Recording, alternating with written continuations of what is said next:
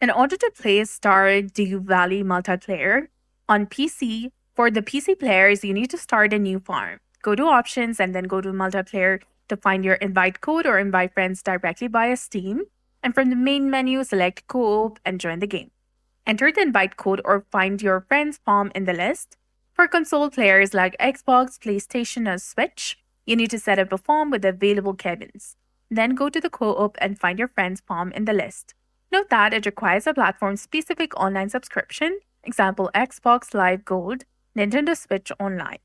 And for mobile players, on the title screen, enter the Konami code and then create a farm and find your IP address in your Wi-Fi settings. Then select Co-op, then go to Join LAN Game and enter the host IP address and then connect.